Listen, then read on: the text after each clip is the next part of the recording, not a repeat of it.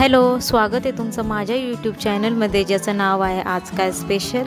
तर आज बनवणार आहेत उत्तप्पा। मुलीने फरमाईश केली की मम्मा मला उत्तप्पा खायचा। म्हटलं चला आता तुला उत्तप्पा बनवून देते। आणि हा एकदम इन्स्टंट होणारा उत्तप्पा आहे। त्यासाठी आपण एक वाटी रवा घेतलेला आहे।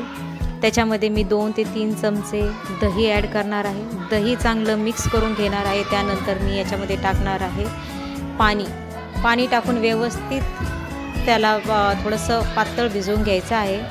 त्यानंतर आपण 10 ते 15 मिनिटं त्याला असंच भिजत ठेवूया।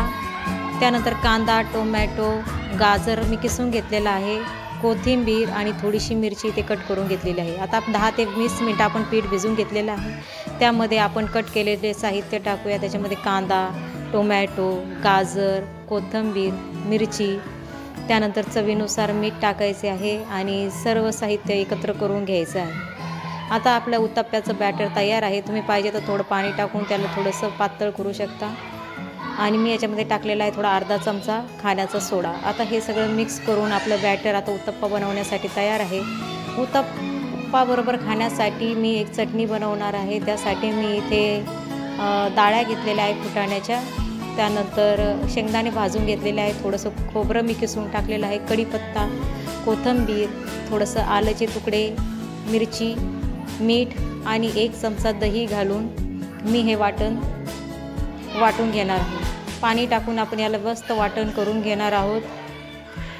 आपला आता चटणी तयार झालेली आहे। आता याला आपण तडका देणार आहोत।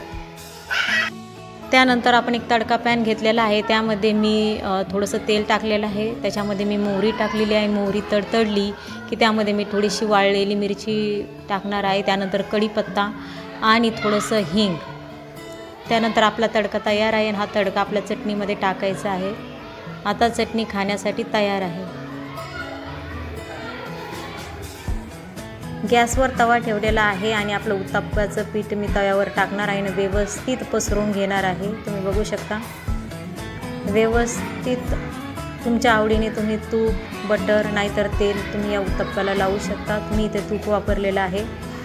त्यानंतर उत्तप्पा एका साईडने भाजला की तो पलटून घ्यायचा आहे। एका साईडने आपला उत्तप्पा व्यवस्थित भाजला गेलेला आहे। आता दोन्ही साईडनी व्यवस्थित आपण तूप लावून दोन्ही बाजूने व्यवस्थित भाजून घेऊयात। आता आपला उत्तप्पा दोन्ही बाजूने एकदम व्यवस्थित भाजला गेलेला आहे आणि कलरही खूप छान आलेला आहे। आता आपला उत्तप्पा खाण्यासाठी रेडी आहे। जर तुम्हाला माझे व्हिडिओ आवडत असेल तर माझ्या व्हिडिओला लाईक, शेअर आणि सबस्क्राईब करायला विसरू नका। धन्यवाद।